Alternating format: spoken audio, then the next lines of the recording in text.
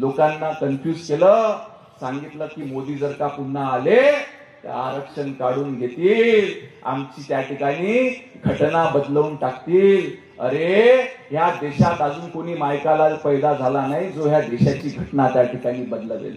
परंतु आपल्याला त्या ठिकाणी कन्फ्यूज करण्याचं काम केलं आणि एक रामदासजी तडस सारखे काम करणारं नेतृत्व आपण त्या ठिकाणी गमावून बसलो. आता आपल्यालाच माहित नाही आपण कोणाला निवडून दिलं. तो काळा आहे का गोरा आहे, कोणी पाहिलं का आपण ज्याला निवडून दिलं त्याला? दिसला कधी? ज्याला दिसला हात वर करा, म्हणजे मी त्याच्यासोबत जाऊन पाहून येतो. आपण लोकसभेत ज्याला निवडून दिलं तो व्यक्ती दिसला का कधी? आपल्याला काम पडल्यावर आपण कुठं जातो? तर रामदासजीच्या ठियावर जातो. रामदासजी त्या ठिकाणी सकाळी सकाळी बसले, पेपर वाचत. काय बापू का काम आहे? चाल लाव फोन. प्रत्येक काम करण्याचं धाडस, प्रत्येकाला न्याय देण्याचं काम रामदास तडस यांच्या माध्यमातून मागच्या 30 ते 40 वर्षामध्ये देवळीकरांनी बघितलेलं आहे. अशा वेळेस बंधूंनो, भगिनींनो, मी आपल्याला कळकळीची विनंती करतो.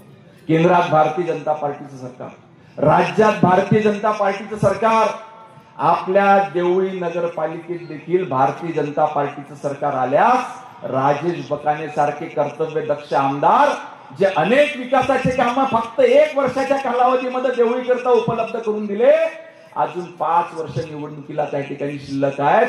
मोठ्या प्रमाणावर विकासाचे कामं त्या ठिकाणी देवळी शहराकरिता निर्माण करून देतील. म्हणून माझी आपल्या सर्वांना कळकळीची विनंती आहे की जे चूक लोकसभेच्या वेळेस आपल्या हातून झाली ते चूक पुन्हा होता कामा नये.